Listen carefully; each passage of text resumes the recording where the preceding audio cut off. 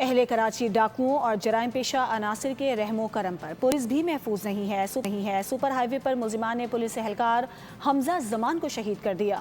بھینس کالونی میں ڈکیتی کی سی سی ٹی وی فوٹیج سامنے آ گئی۔ دوسری جانب تاجر میر رضا کے قتل کیس میں تفتیشی ٹیم میں سی پی ایل سی کو بھی شامل کر لیا گیا ہے۔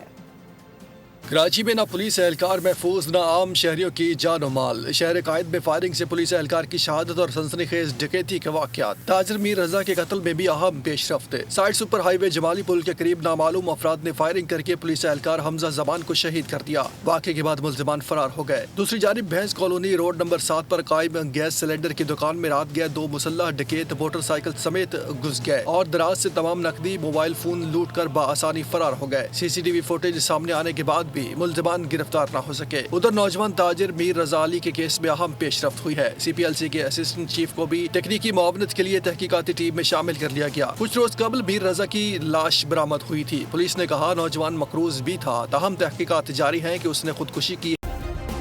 سبسکرائب کریں اور بیل دبائیں تاکہ کوئی خبر رہ نہ جائے۔